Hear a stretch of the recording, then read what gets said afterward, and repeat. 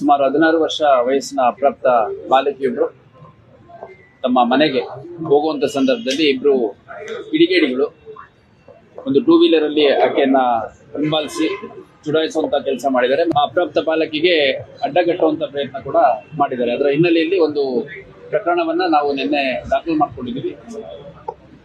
BNS ಸೇರಿದಂತೆ POCSO, ಅಪ್ರಾಪ್ತ ಬಾಲಕಿ ಆಗಿದ್ದರಿಂದ ಪೋಕ್ಸೋ ಸೇರಿದಂತೆ ನಮ್ಮ BNS ಕಾಯ್ದೆಯಲ್ಲಿ ಒಂದು ಪ್ರಕರಣವನ್ನು ದಾಖಲು ಮಾಡಿಕೊಂಡು ಒಟ್ಟು ಆ ಬೈಕ್ ಮೇಲಿದ್ದಂತ ಇಬ್ರು ಮತ್ತೆ ಆ ಒಂದು ಗುಂಪಲ್ಲಿದ್ದು ಅವ್ರಿಗೆ ಪರೋಕ್ಷವಾಗಿ ಸಹಕರಿಸಿದಂತ 3 ಜನ ಸೇರಿದಂತೆ ಒಟ್ಟು 5 ಜನರನ್ನ ನಾವು ವಶಕ್ಕೆ ತಗೊಂಡು ವಿಚಾರಣೆ ಮಾಡಿದ್ದೀವಿ. ಅವರು ಈ ಕೃತ್ಯದಲ್ಲಿ ಭಾಗಿಯಾಗಿರುವಂತದ್ದು ಕಂಡು ಬಂದ ಹಿನ್ನೆಲೆಯಲ್ಲಿ ಒಟ್ಟು 5 ಜನ, ಶಂಭು ತಡಸ್, ಸಚಿನ್ ನರೇಂದ್ರ, ಶ್ರೀವತ್ಸ ಬೆಂಡಿಗೇರಿ, ಮೆಹಬೂಬ್ ಇತ್ತಲ್ಮನಿ, ಸಾಗರ್ ಸಾತ್ಪುತೆ ಅಂತ ಒಟ್ಟು 5 ಜನರನ್ನ ಅರೆಸ್ಟ್ ಮಾಡಿದ್ವಿ. ಇದರಲ್ಲಿ ಶುಭಂ ತಡಸ್ ಅನ್ನೋನ್ ಮೇಲೆ ಕಸ್ಬಾಪೇಟೆ ಮತ್ತೆ ಹಳೆ ಹುಬ್ಳಿಯಲ್ಲಿ ಈಗಾಗಲೇ 2 ಪ್ರಕರಣಗಳಿದಾವೆ. ಸಾಗರ್ ಸತ್ಪುತೆ ಅನ್ನೋನ್ ಮೇಲೆ ಹಳೆ ಹುಬ್ಳಿಲಿ 2 ಪ್ರಕರಣ ಇದಾವೆ. ಅದೇ ರೀತಿ ಸಚಿನ್ ನರೇಂದ್ರ ಅನ್ನೋನ್ ಮೇಲೆ 1 ಪ್ರಕರಣ ಇದೆ.